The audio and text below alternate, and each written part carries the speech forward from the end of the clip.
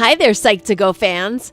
For those of you who are new or someone who's been a longtime fan, we're glad to see you here and want to thank you for supporting us. If you want to see where we got this information, references are at the end. Loneliness is a widely recognized epidemic. According to the late John Cacioppo, co-founder of social neuroscience, loneliness is on the rise because we aren't as closely bound the way we used to be. The social world is constantly evolving, meaning that the way connections are formed and built becomes increasingly dependent on the social media platform, like apps for dating, online forums, blogs, and even online gaming. The result of this increasing dependency is that within the last 15 years, many of our face-to-face connections have been replaced with social networking. Cacioppo discovered that if people use social networking as a way to promote face-to-face interactions, then it reduces the amount of loneliness they encounter. However, if it's used as a replacement for those human interactions, loneliness is increased. It's a fine balance. So what holds us back from coping with loneliness? Much of it is in the way it is understood or misunderstood and depicted by the general public. Psyched to Go's mission is to help further accurate understanding of psychological issues, and with that, reduce any stigmas. Without further ado, let's look at 7 common misconceptions about loneliness. Misconception 1. The more friends you have, the merrier. Not necessarily.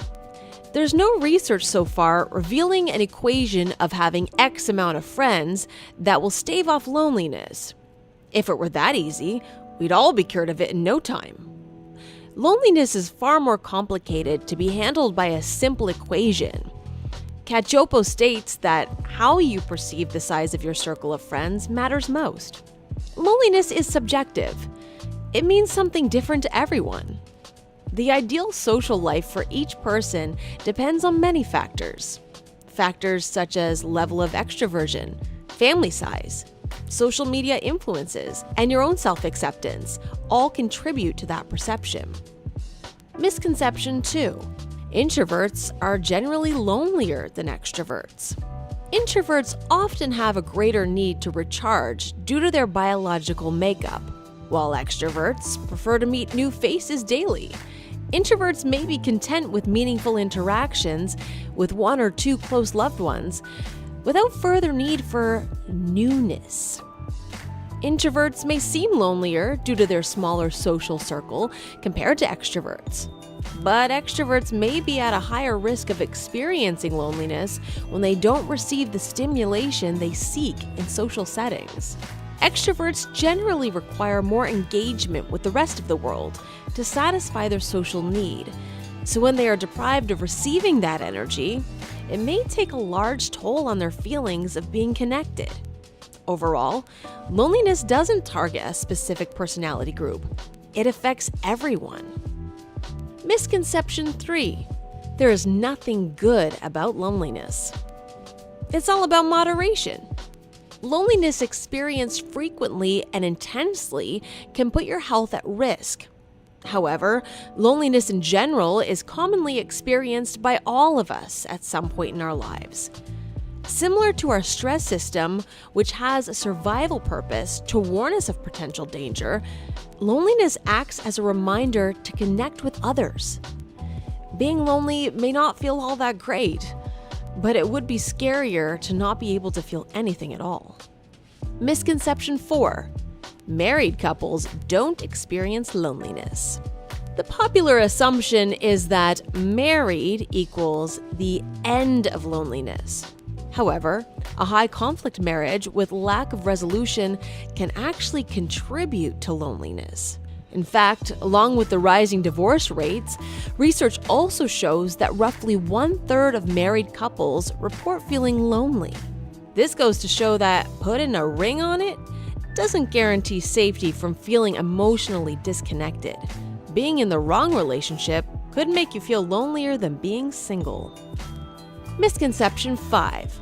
Loneliness is caused by poor social skills. The common misconception, as per Cacioppo, and also resulting from many coming-of-age Hollywood movies, is that if you train someone who's socially awkward to act like the popular kid, their loneliness will be reduced or even disappear.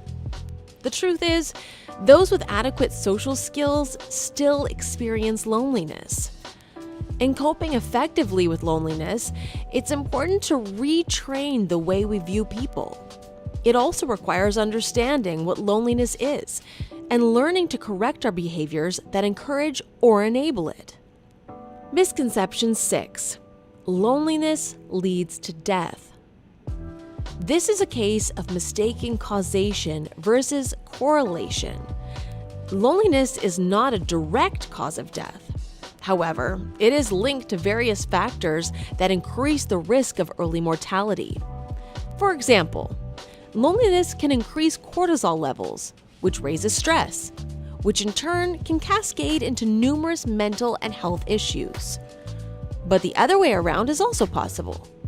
People could become lonely and isolated because they already have poor health, which stops them from socializing. Or, lonely people may show up as less healthy in the statistics because their loneliness caused them to feel unmotivated to take care of their health. It works both ways. Misconception 7.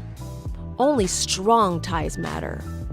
Research shows that people who have social networks that comprise of both strong tie and weak tie relationships experience less loneliness than those who have only established strong tie relationships. Examples of strong tie connections are those with your significant other, your best friend, and a close family member. Weak tie connections, on the other hand, consist of people like the neighbor you wave hello to and the barista who makes your coffee every day. Some may argue that weak tie connections aren't important if small talk is the only thing that brings two people together. But weak ties are crucial to bringing groups of strong ties together. You may wonder, what if one feels content already in their strong tie relationships? What's the motivation to venture out and socialize with others?